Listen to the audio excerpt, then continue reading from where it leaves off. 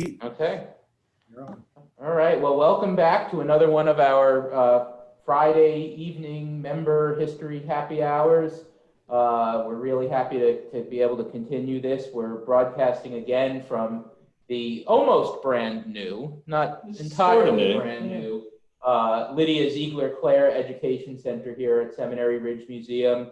A great resource that we've been working on for a few years now in what was the changing exhibit gallery, and we recently got our technology to be able to do Zoom lessons, and Daryl and I are sitting in front of a 75-inch touchscreen TV with Rob's head in the middle of it. Oh my gosh. And now it is. And all of y'all are up top. Yeah. There's enough room for everybody. So really happy you could join us this evening. We're going to talk about a topic that I've really taken an interest in over the last couple of years. It started as a tour that I was asked to do, starting probably about 2 years ago for a government agency, USAID. And I was approached by some representatives from USAID to talk about the humanitarian crisis that occurred in Gettysburg. And through working with them and going on a tour of Washington, D.C. with them, and then really starting to get into environmental history and public health, I started to try to look at the Gettysburg battle from the perspective of, or the Gettysburg campaign from the perspective of a humanitarian crisis. And in a couple of minutes, we'll talk about what that means. So what I'm hoping to do this evening, what we're hoping to do this evening, is really kind of start talking about that and just kind of laying out some of the stories that we found, talk a little bit about environmental history, what that means, kind of building on a symposium that we did 3 years ago. 4? Oh my gosh. Holy smokes. I think on environmental history. And yeah, right. Whew. Man. Yeah, whatever. Yeah, anyway, 3 or 4 or 5 years ago. So and what I'm doing, I'll talk a little bit about the project that I'm working on, and where I am right now is building a database of sources relating to this. And I've been going through Adams County Historical Society records, newspapers, and government reports, and just trying to pull out everything that I can that is involved with this subject. And I'll be talking a little bit some stories and some sources that I found so far. This is kind of just the beginning. So you're getting it on the ground floor. Ground floor. We are on the ground floor. We're on the ground floor here. Yeah. Now this is actually really important stuff. This is the field of environmental history as it relates to the Civil War is pretty new, 10, 15 years of serious work. Environmental history goes back into the 1960s and 70s, and with the turn in the academy towards social, cultural history, looking outside of politics and leadership, and thinking about everyday life, and thinking about the various impacts that microbes and environmental change and the introduction of new kinds of animals into environments, clear-cutting fields, fencing land in, all of these issues that really affect people on a day-to-day basis became areas of study and legitimate study. Not to say that that was a peaceful transition. In fact, there are still professional historians who really balk at that kind of grassroots, granular level history, and think that really you need to be looking at the big sweep of things. But this is important stuff, and it affects people's lives. We're going to learn about quite a few people today that are affected here in Gettysburg. But if you're thinking about this, you're thinking about Gettysburg as a humanitarian crisis. It's only one of many towns that encounter the Civil War and encounter serious alterations of landscapes, serious disruptions in crop production, disruptions in the everyday functions of life. If you go to Tennessee, and I'll talk about this a little bit more to draw some themes out here. Again, I say this fairly regularly. Pete's got the Gettysburg thing down and has got a good run on the research there. But there are places like Chattanooga, Tennessee, the Atlanta area that really needs some environmental history study. And again, as we go on, I'll talk a little bit more about Chattanooga, because I've done some work on Chattanooga's the impact of the war on Chattanooga's environment. And a very long one. And the thing that's interesting about it is, Chattanooga's, the metro area is now 300,000. At the time of the war, Chattanooga and Gettysburg were about the same size. They were very similar in scale. So we'll go to that in a little bit. So and I'm glad that you brought up microbes, because that's what, environmental history. We can go into weather and things like that, but for the purposes of what we're going to talk about really tonight, we're really going to focus on that microbe part of things. And disease elements. But by humanitarian crisis too, it kind of goes beyond just of a public health. You can look at safety and security, bringing in supplies, logistics of that. So that's all a component of this that is part of kind of this larger study that I'm getting into. There's a Pennsylvania volunteer militia unit here, the 36th Emergency Militia, that is tasked with keeping the peace in Gettysburg.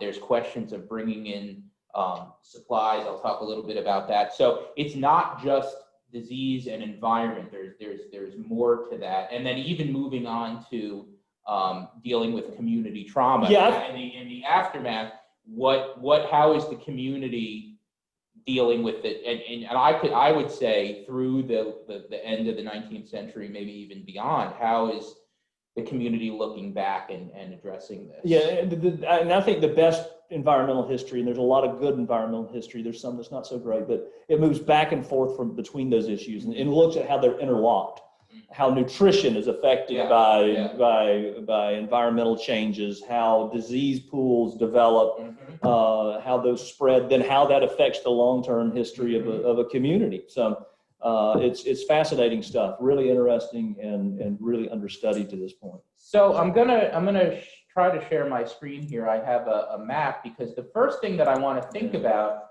is what is the area about which we are talking, and what is the population, and sort of how does this kind of come into play? And Rob, my screen is being shared, correct? Before I start talking about something that people can't see. Yes, you're good. Okay, thank you. So we're looking here at the Warren map. It's drawn in 1868 after the Battle of Gettysburg, showing the battlefield. We're looking at about 20 square miles here. And, we hear this number a lot of there were 2,400 people living in Gettysburg at the time of the battle. Well, that's great, but the battle itself is stretched in this long arc around Gettysburg, primarily in Cumberland Township. And that's where you're seeing a lot of the impact on the fields and the farms, and the people that we're going to talk about. At least two of the people live in Cumberland Township. So I want to talk a little bit about population, because there's an Amber Alert coming in. Okay. The borough of Gettysburg, 2,400 people. Cumberland Township, 1,325. You're going to add to that two armies, totaling approximately 166,000 people, bringing the total number of people in this 20 square mile area to 170,520. By comparison, Gettysburg and the Cumberland Township area is known to be the 6th largest community in the United States for at least 3 days. It's somewhere between Boston, which is number 5, and New Orleans, which is going to be number 7. So you have that, but you're impressing that number of people on a community that the structures in the community were only built to handle, at this point, somewhere around 5,000 people. So what is this doing to tax those systems? And there's a great book that came out earlier this year called An Environmental History of the Civil War. And in it, the two authors, Judkin Browning and Timothy Silver, talk about Sharpsburg, Maryland, which is happening 8, 9, 10 months before Gettysburg, and talks about how the Sharpsburg's population during the days of the Battle of Antietam exceed that of Chicago. And one of the quote that they have that I think is really interesting to think about as we think about Gettysburg, that cities like Chicago were established urban centers whose residents relied on food produced elsewhere in the hinterlands of the American West and Ohio Valley to sustain them. The human horde that descended on Western Maryland in 1862 created an instant metropolis that lacked the commercial ties and transportation networks to provide sustenance for its exponentially increased population. And that's the same thing you're going to see. Yeah, the same thing. A quick note, they're very clearly referring to McNeil's Nature's Metropolis, a fantastic, probably the best big history of environmental history, kind of kicked off the field in a big way about 15, 20 years ago. If you really want to see how people affect a landscape and then how that changes the way that people live, and these issues of supply and bringing things into railroads and networks, these structures of supply and sustenance. McNeil's book is fantastic. I think it's McNeil. It's William McNeil. Yeah. So what you see is as you go through the newspapers in the late summer and into the fall of 1863, one example of what's happening to the resources is there's a lot of calls for there's a wood shortage.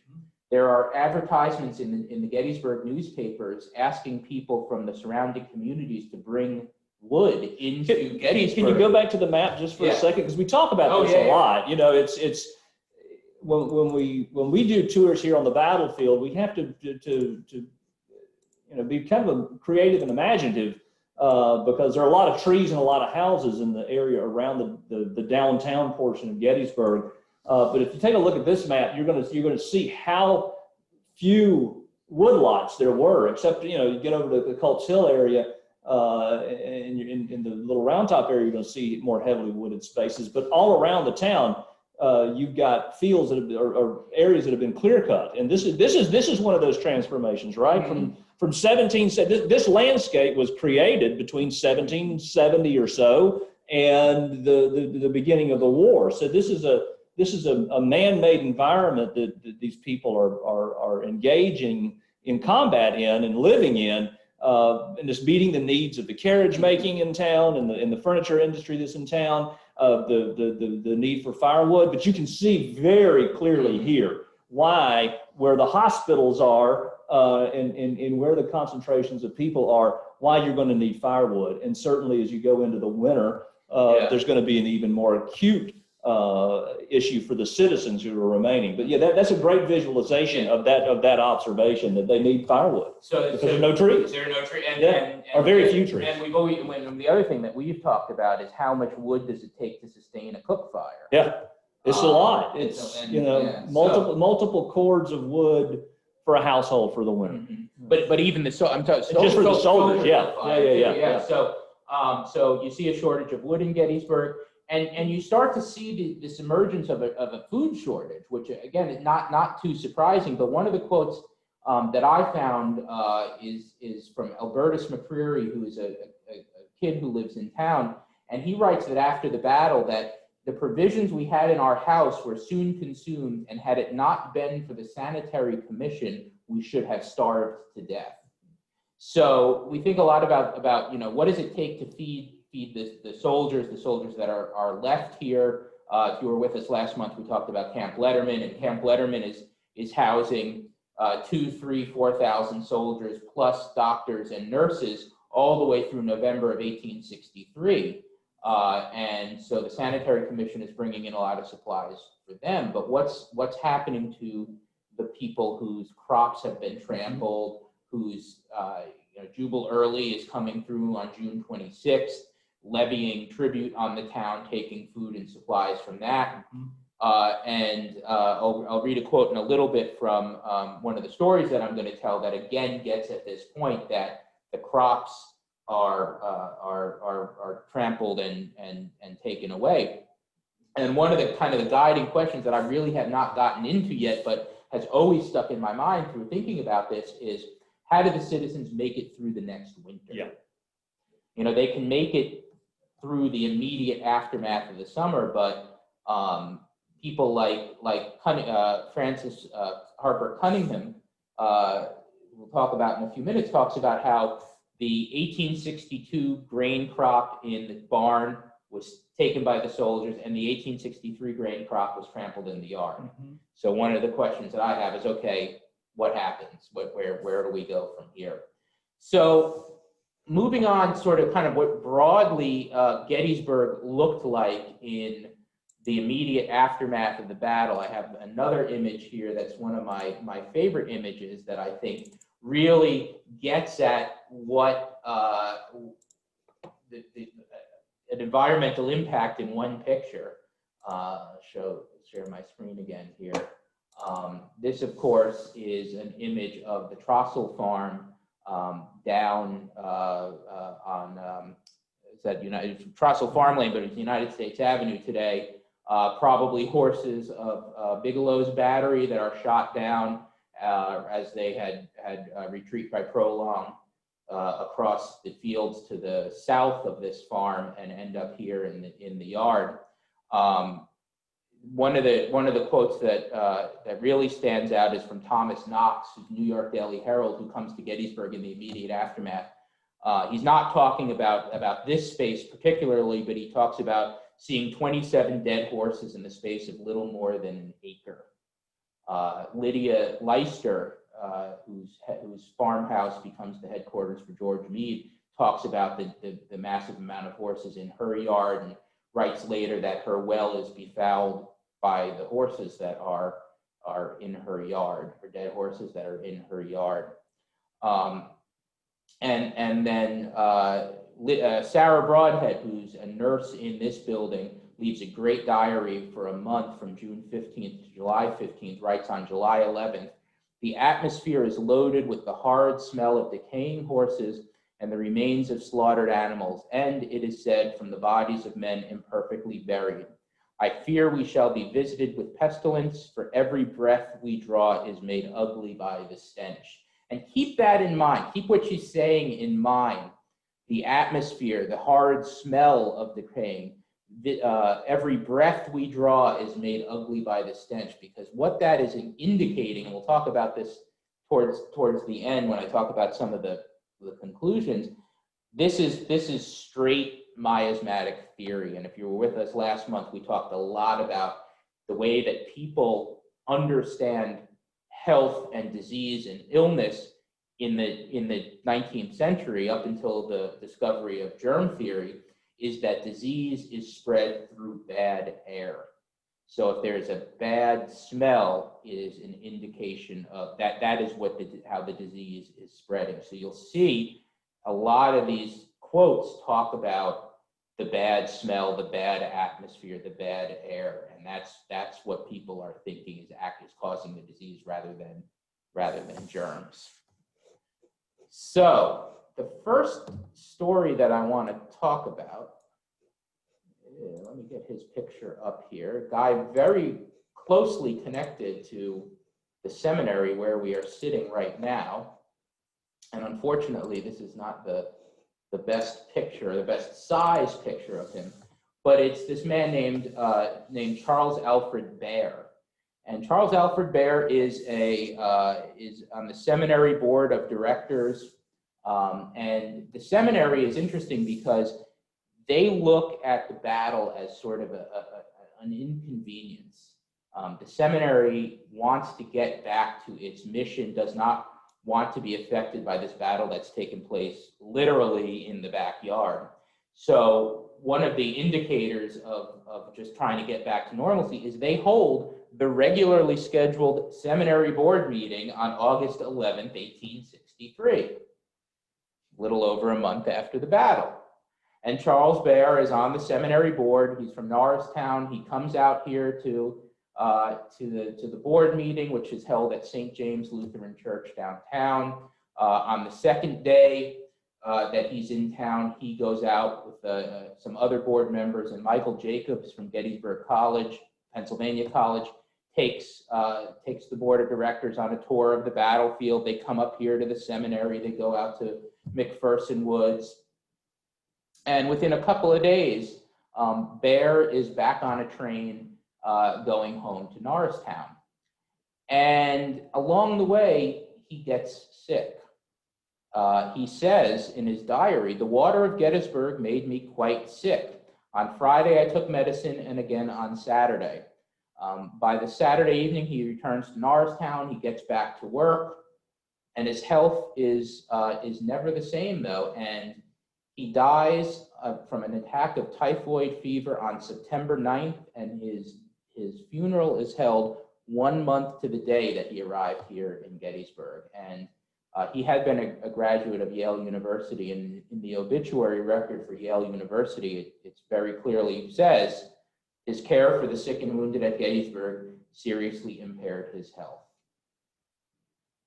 So that is the unfortunate story of Charles Alfred Bear. And seeing this story, and I came across this story maybe 2 years ago, and this really got me to thinking, okay, there's got to be more. Be a lot more than this. So this is one person. What else is going on? And that's what really has kicked this off. The second story that I want to tell is an unfortunate. Well, they're all unfortunate stories, but the story of Willie Cunningham. And Willie Cunningham is 6 years old in the summer of 1863. The family lives, it's kind of hard to see on this map right here, but they live right along Marsh Creek, not far from where Sachs Bridge is today, up on, I believe it's on Scott Road, down there by Sachs Bridge, going in the other direction. And this area, the Cunningham farm, becomes the hospital for William Wofford's brigade on July 2nd. Wofford's brigade fighting, help me, Daryl, somewhere right around here.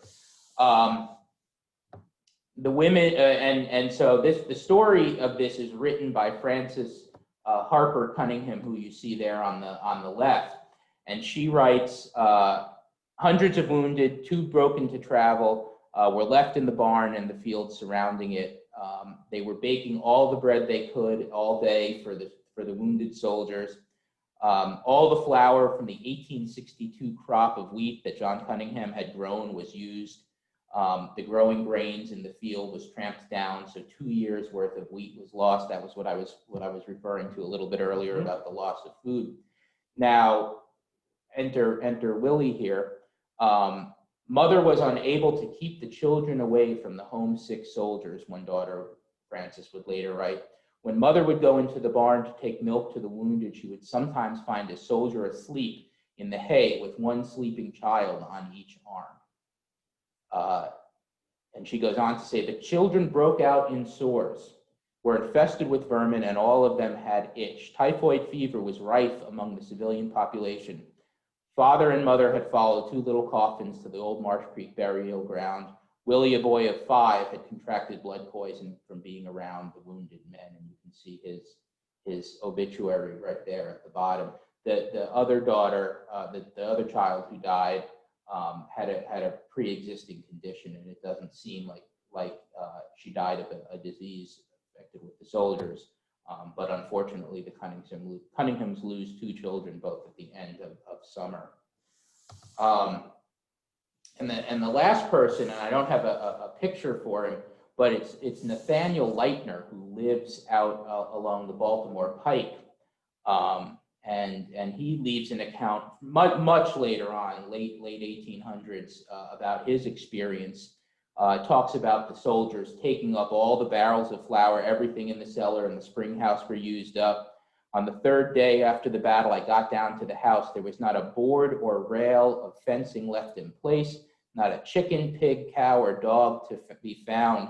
The mules had eaten up the orchard of 4-year-old trees down to the stalks. The garden was full of bottles and camp litter, the meadow of the hides, and offal of the beeves, which had been shot down in their tracks and dressed on the spot as meat was needed." Talks about the smells and the night air, which I think he's using as another word for miasma, was terrible. He and his family leave. They come back later on, and they try to rebuild their house. But soon after it, his wife dies. My poor wife did not live long in our new home. She had never been well from the first time we tried to live in it. War is awful. Everything suffers in war, he writes. Grain and grass are eaten up or trodden into the ground in an hour. Springs and wells are the soldiers' boons and sucked up to the last drop. The water, even of that dirty, bloody creek over there, where thousands of cavalry and artillery horses were watered, was greedily used by the soldiers. Pretty grim scene. Yeah. May I interrupt for a moment? Sure. We are still seeing Bear. We did not see Willie Cunningham or Okay. we weren't able to see those. There's Willie Cunningham. That's Francis, his sister on the side, and that's his obituary there at the bottom, and a map showing where the Cunningham farm was in relation to the town of Gettysburg and the battlefield. Thank you. So a couple of conclusions that I've sort of discovered, and we can kind of talk back and forth. There's definitely a fear of disease that you see. There's a fear that there's going to be a widespread outbreak of disease in Gettysburg after the battle. Go back to that quote that Sarah Broadhead talks about, that we feared pestilence would be visited upon us. However, the fact that there's not a lot written on it is the question I keep coming back to. Okay, they were fearful of it. There's obviously people who did die of the conditions here. Where does that show up? And I came up with two kind of really broad thoughts, and haven't really subjected them to scientific analysis yet. One is that it may end up being less than was expected. That they expect this big outbreak of disease. A lot of people die. Some people die, but not many. Right. So it's not as big a deal. The other thing is that there are people who are dying who are outside of the community. So people like Alfred Bayer who come into Gettysburg and then leave. You know, what is he not kind of connected to the community? So there's not a lot that ends up being written. And Barbara Franco, who I believe is on this call this evening, has been helpful enough to share with me. She's doing a big research project on surgeons, and she has shared with me over the last couple of months surgeons who get sick and die. And they, again, it's not a Gettysburg population, more of a transient population. How is that? Is it underreported because they're not part of this community? So those are kind of the two things that I've come up with. A woman named Jenny Kroll writes in an 1887 newspaper. She was probably not an eyewitness to Gettysburg, but she wrote after interviewing somebody who was here during the battle or after the battle. She writes that as a result of the immense quantity of dead and decaying matter, filth of all kinds, and the excessive heat, the atmosphere of the large area covered by the two armies was in a terribly polluted condition. Sickness abounded, fevers were prevalent, and deaths occurred. It seems strange, looking back, to note that while from ball and bullet we had been singularly saved, in these quiet, unseen, natural cause, many found a deadly foe. And this fatality was even more marked among the visitors to the field than from our own citizens. And she says, possibly they came here wearied from travel and exposure to heat, and were more susceptible to the poison that lurked in every breath of air. Or in every sip of water. If they're in, you know, where are the, I think something that'd be interesting to try to track down is, where do these people stay? Are they staying in the encampment of the sanitary commission up on the north side of town? Are they drinking from a common well? Certainly with Bear's example, he's in meetings where a few 3 weeks earlier there'd been a hospital, and he blames he blames the water totally, but he doesn't know what he's blaming. He's blaming the water. Right. He didn't know it's the germs. We didn't know it's the germs, but there's something about it. The smell of the water. The smell of the water, the taste of the water. Right. Right. If they're drinking from the well that's beside the hospital, St. James Hospital or St. James Church, and it's a hospital, then or it was a hospital, then you certainly have tracing. So you can do. I guess you could probably do some contact tracing. Yeah. Seriously, I mean, you can do contracting and proximity tracing just to see where these outbreaks are appearing. You start putting together this database of people who do die. Look at the obituaries and things like that. So you can start looking for patterns like that, and it would be a fascinating view of how these disease pools develop, because these are not diseases that are unknown. This is not a virgin soil epidemic. No. For example, where typhoid is typhoid. Typhoid is a part of 19th century life, but you can go back and the contact period and look at Native American and European interactions and see how devastating those virgin pools were. Smallpox. Smallpox is the big killer, and by some estimates, 90% of the native peoples die as a result of that, because they never had been, exposed to this, and just rips through these populations. So, it'd be interesting to see where these people are from. The people who come from larger towns, are they less susceptible or more susceptible to the diseases? I mean, from a larger town, you're going to have people who have been around these diseases pretty extensively throughout their adult lives. And the other interesting thing is when you think about typhoid, and this gets back to that book that I was talking about, The Environmental History of the Civil War, the new book that's come out. If you want to know how typhoid is spread, go read this book, or just listen to what I'm about to tell you. Of course, typhoid is passed through germs in a person's stool. It is not spread through the air, through bad smells. But what I found interesting, the organism... But it produces a bad smell. It does. Yeah, right. The organisms can live for weeks outside the body and are easily transported in streams or groundwater.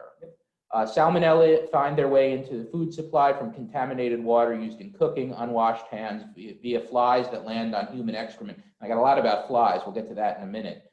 That congregate around meal preparation. One of the interesting things about typhoid, and getting a little bit off topic, but it's interesting to me. So I might have talked last month about the typhoid outbreak that I recently discovered occurs in this building in the winter of 1847. There's an outbreak of typhoid fever in the seminary building. 1 seminary student and 3 college students die as a result. And there's a lot of play about this in the local newspapers, and this back and forth. And the big question is, where did this come from? And what they settle on, and they bring in doctors from the community, or doctors are writing testimonials and signing their names to reports in the paper.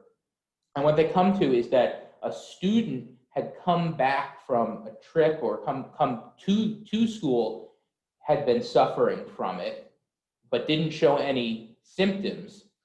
Sounds familiar, Gettysburg College. Yeah. And then he's here, and he gets everybody sick. And they want to make the seminary is making a big deal about saying, it's confined to the seminary building. It's not in the community around us. But the fact that the student is who they blame it on, and we don't know for sure that it was him, but I think it's something like 2 weeks after he's back that the cases start to break out. So it gets at that, this can live for a while, and so they know that, of course, this is a problem. They blame it on bad air. What's the solution?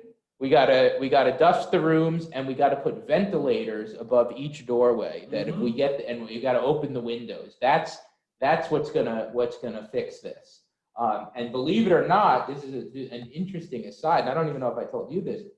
The steward at the seminary at the time, who they say is derelict in her duties, Mary Thompson. Oh, wow. Oh, and Rob's face. Yeah. Mary Thompson. And Mary Thompson, they talk about withholding pay in the board minutes. They talk Well, about, they shouldn't have eaten the mashed potatoes. Yeah, right, exactly. So anyway, that's a little bit aside, but it gets at the spread of disease and gets at what they think the problem is. Bad air. Let's put ventilators and open the windows. We'll be fine. And boy, they're not far off from some of the recommendations for Right. dealing with these kinds of, with various kinds of disease. Certainly not typhoid, but well, and that kind of great segue back to where I'm going. So one of the things that they do in Gettysburg, and you see this from a couple of different sources, is spreading chloride of lime throughout the streets as a disinfectant. And there are two accounts. I'll just read one of them. A woman who ends up in the Second Corps Field Hospital. Chloride of lime has been freely used in the broad streets of the town, and today the Second Corps Hospital was much improved by the same means. And what they think that it's doing is controlling the smell, but at the same time, what they don't know that they're doing is killing the organisms. And so it's sort of like bromine in sloughing gangrene. Gangrene, so an acidic solution of bromine is discovered to help alleviate gangrene.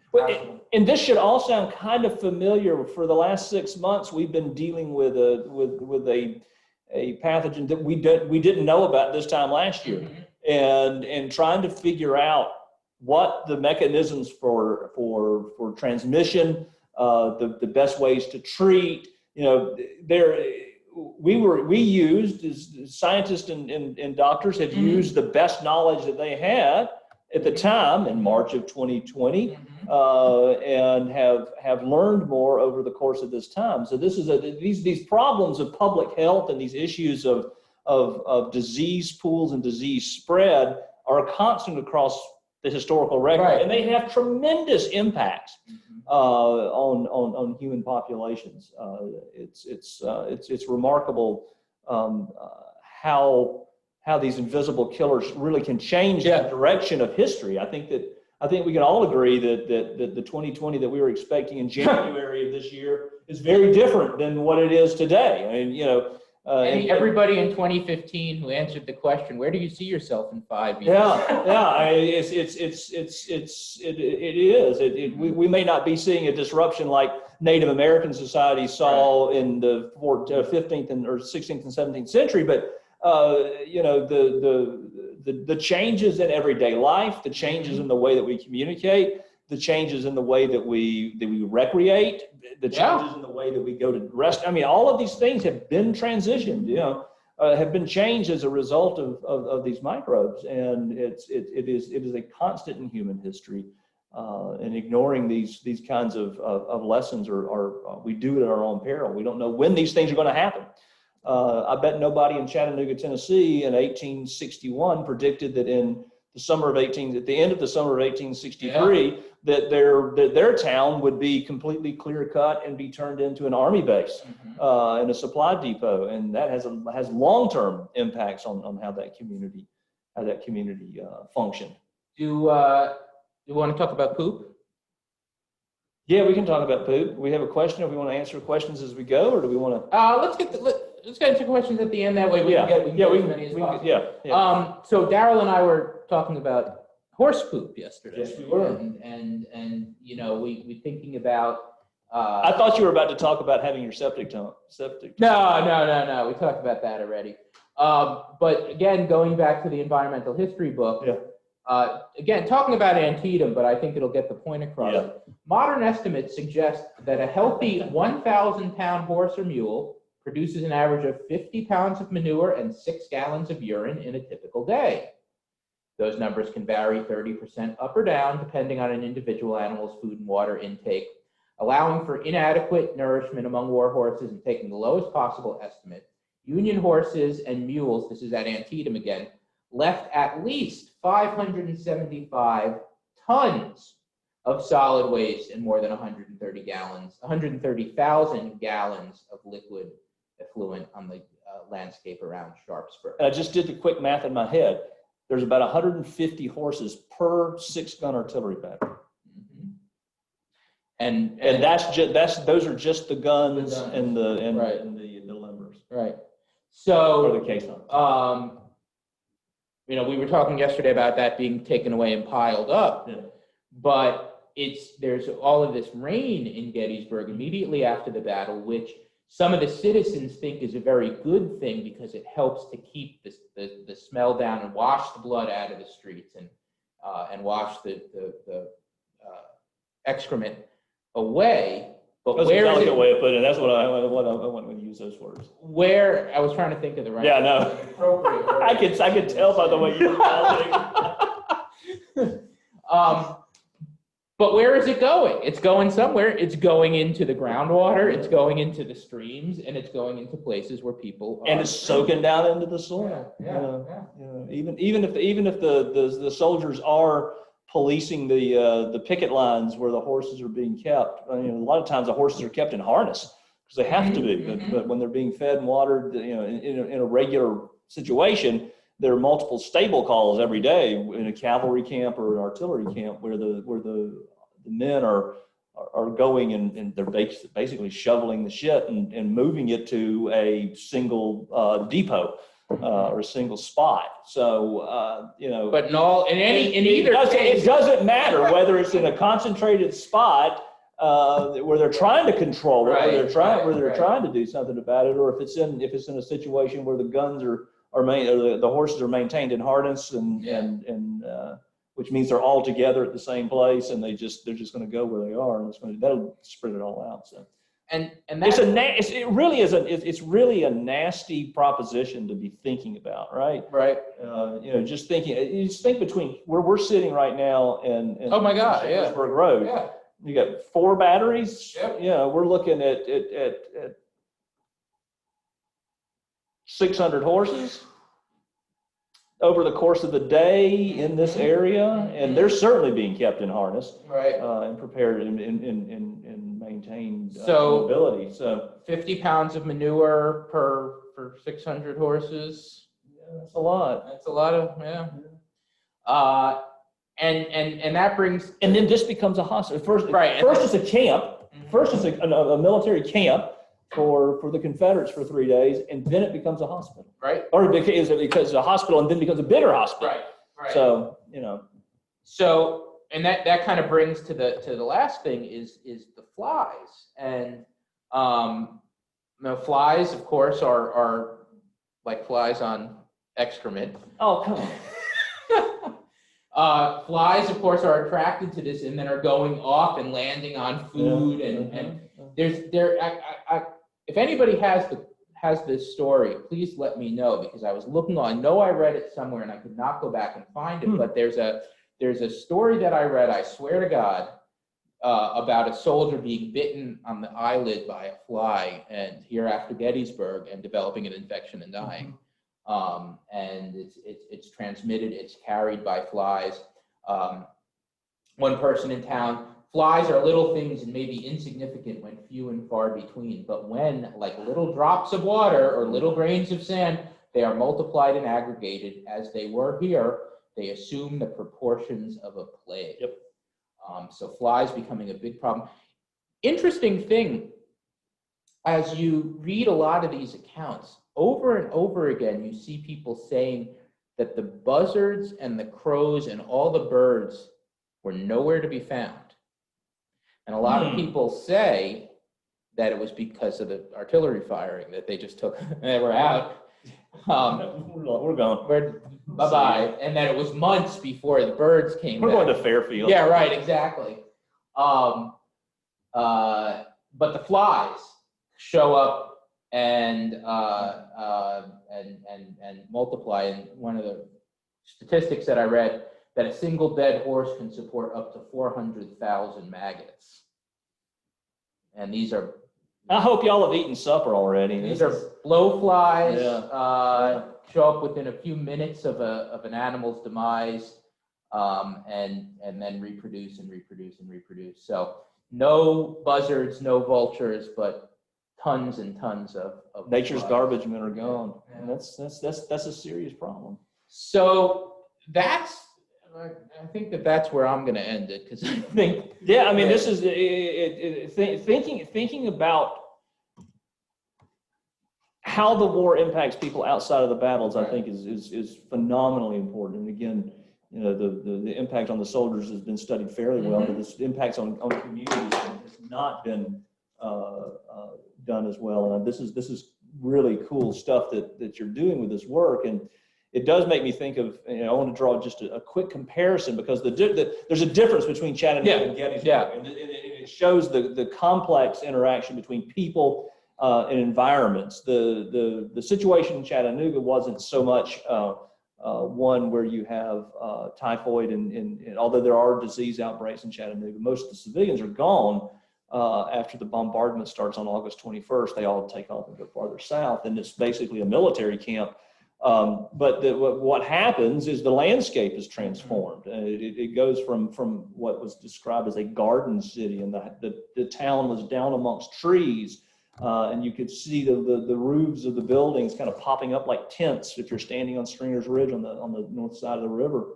And within, you know, well, today is what, the 25th of September, so 157 years ago yesterday, day before, Rosecrans's army is back in Chattanooga, and they literally clear cut everything to clear out fields of fire, to build fortifications, to create defensive positions, and so literally overnight, the descriptions are there were woods there one day, and the next day there's nothing. It's a pretty dramatic transformation, and that landscape remains impacted as that, because for decades, I argue decades, the impact of what happened at the end of the Chickamauga campaign, and then during the 2 years, almost 2 years of occupation by the United States Army. You know, the water supplies were fouled. There were forts built everywhere. Lots of disruption of the land. There's a naval yard that's built to keep the boats moving up and down the river. There's tremendous amount of railroad traffic, increased railroad traffic that's coming into the town. So that means there's. And that's the difference. One of the differences I see is that this is not a rail center. This is not on a river. Right. And so you don't have the growth that in Gettysburg. Right. And you have growth, but not by any stretch compared to needed transportation. Yeah, and I think Chattanooga is probably the best example of how disruptive the war was on the landscape. It kind of concentrates a lot of things. Deforestation, the introduction of all sorts of chemicals that are being used in the naval yard that are being just dumped into the river. There's a huge recuperative horse hospital that's created on the south or on the north end of town, right next to the river. So you've got all of that excrement that's going in, literally going into the river. And you have serious topsoil erosion that results from the deforestation. The wagons that are all over the place that are grinding up the roads around the town. It really is a disaster. It's an environmental disaster in a different way. That has a much longer impact, because Union veterans come back, and in the very wake of all of this change that's happened in Chattanooga, they really put the town's industrial growth on steroids, and it becomes by the beginning of the 20th century one of the most diverse manufacturing economies in the United States. But that all comes with a tremendous amount of pollution from coal smoke and all of the things that come along with that. So the town's doesn't even recover from the war, and this new layer of tanneries and iron foundries and all of these things that come with these Union veterans coming back and creating this industrial boom.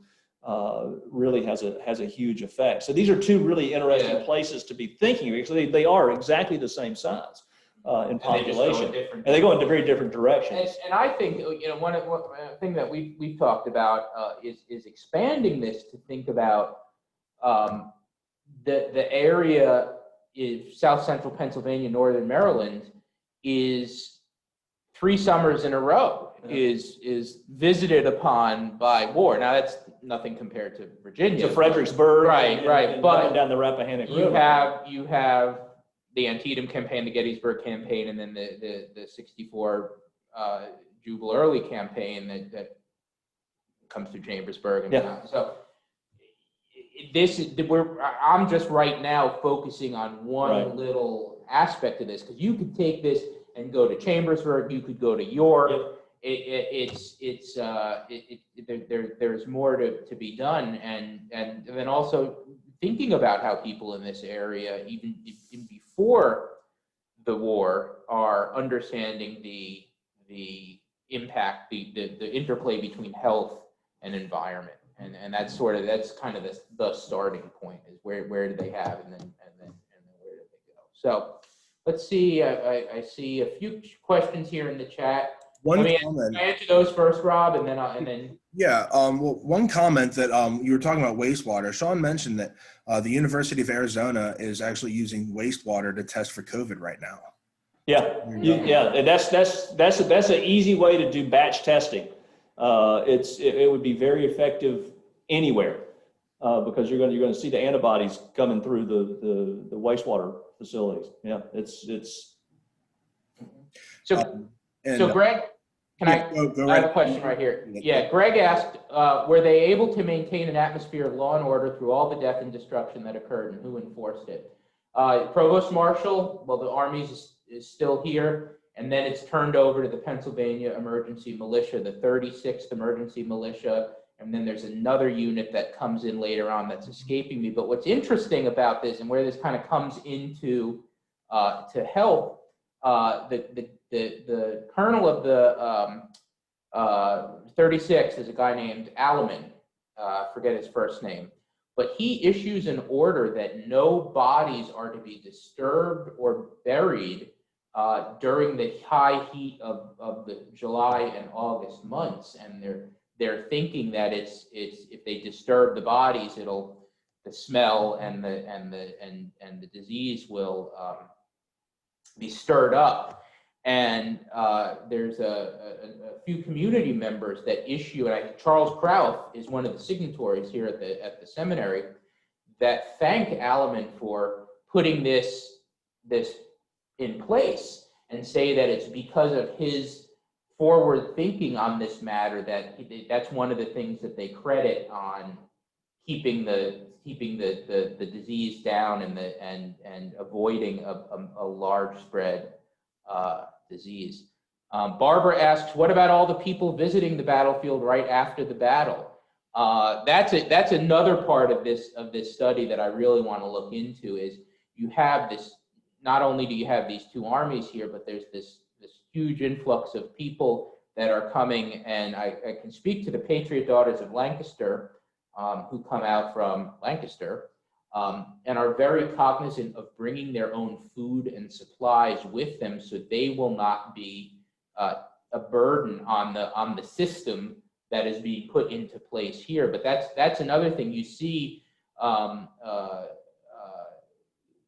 All these people coming in, and some of them are just gawkers, people that want to see what's going on, and then are becoming drains on the supply system. So that's something else that I want to look into a little bit more and build into this study is what impact is that? Yeah, I think this is a super cool question, because what it does is it allows you to do that contact tracing again. Yeah. Are there upticks in typhoid and other diseases that could have been transmitted from Gettysburg to Lancaster, to Chambersburg? We know that there are doctors and volunteer nurses that are coming from Chambersburg. We know there are people coming from Harrisburg.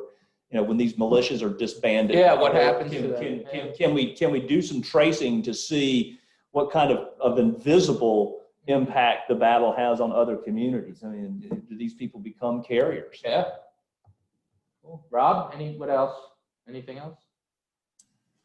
No, that was. We could do part 2 on this. We could. Maybe we will. Perhaps. Sean said include photographers in the study as well. Yeah. I mean, the big thing, I assume the borough did not have a centralized water system and everyone relied on their own dug water wells.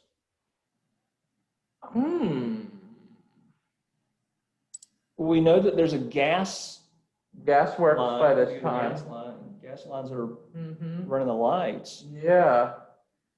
Yeah, that bears investigation. I don't know when. I assumed that too, and I assumed that too, and the question is when did it switch over? Yeah. That's too hard to do. Nah, I didn't figure that out. But it has a very, it speaks to issues of transmission and the localized nature of the transitions. Yeah, what's the story about Hers Tavern with the drinking the water out of the well? That was one of the stories that I didn't tell. Yeah. Sorry. Keep going. If you're trying to hold that one. No. It was a matter of time. And Norm's asking about the wells. There is a widely publicized story. It's the colored servant maid. We're not exactly sure who the person is, but talks about taking some water up from near Hers Ridge, and there's a thumb in it, and we know that Schmucker's well here. There were papers and books. I don't know if there were bodies and arms thrown down Schmucker's well, but certainly the water is befouled in some way. Where did all the tremendous tonnage of horses, their excrement, and the garbage, where did it end up? Well, the horses are burned. The horses are gathered up and burned. Their excrement, I don't know if that is burned, but that's gonna kind of dissipate away maybe as it rains. And the garbage again. Great questions. This is helping me. You're group sourcing this. This is one of the things that I would theorize on the excrement. This may be a useful observation. It may be a completely useless observation. But once the battle's done, and the United States Army is still here in Gettysburg, I would bet you $5 I bet you $10. That all of those cavalry troopers who are still in town and in camp and the artillerymen head to cleaning up their cantonment areas, their camp areas, and piling it up. So we could, maybe look at. I don't know. That's a really good question. Where are those camps? Yeah. And then, do the militiamen end up having to police all of that? That's something. That's something. There's a couple of. Let's see. Shallow wells. Yeah, absolutely. That's a big problem. Removal of bodies by family members have any impact upon return to the family's community? That would be that contact tracing question again. That's becoming more and more interesting to me as we continue to. I would guess that when you're looking at the families that are bringing soldiers or bodies back, there's some sort of I don't know. I wouldn't say embalming that's being done, but certainly And when are the bodies? The Confederates that are being brought back in the 1870s. I think by that point, anything that was diseased would be probably. Public wells are certainly in place. And Barbara, your comment about the drained wells and fouled. I mean, that gets to this problem of what does that first winter look like? And how do water shortages impact things? I mean, hell, it's easy to look at a water problem and think, well, how'd they clean?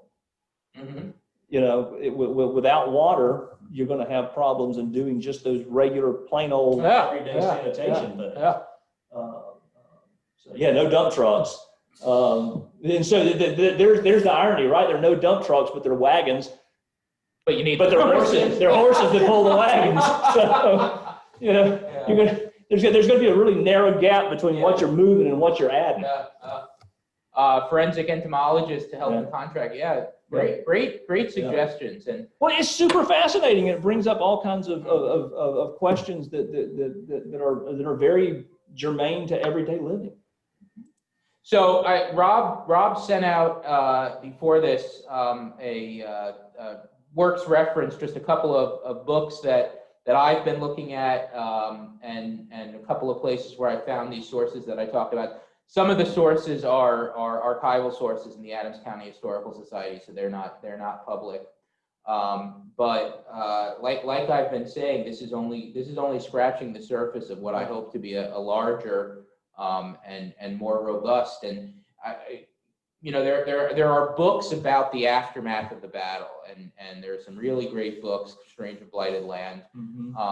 But really to look at the community, of course, the soldiers are an important part, but get out of those hospital camps and get back into what's happening. And as we've been saying, it's long lasting. And the last wounded soldier is leaving here on November 20th, leaving in Camp Letterman is being shut down. But this is likely going on well past that, and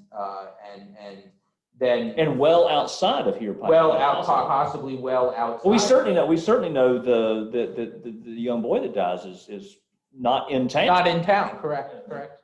So yeah, maybe someday we'll get to do part 2 here and talk a little bit more about this. We will come up with something else interesting for next month. We really like doing these, and it's really fun to talk to people and to get to share what we're working on and get to share our stuff. And anything else, Rob? No, I don't believe so. All right. Thank you, Sean. This is the day before Halloween. Thanks. It's Halloween. The next one's on Halloween. The day before. Those tours. Oh, no. So we can look at that video of the ghost that appeared down on. The water droplet. Yeah, the water droplet that appeared. Oh no, it's a ghost. But that was down right at the end of the Confederate line. Yeah, it was by the soldiers. Soldiers and sailors. Yeah. All right. Well, thanks so much. Hope to see you again soon. Take care. Thank you, guys. Bye-bye.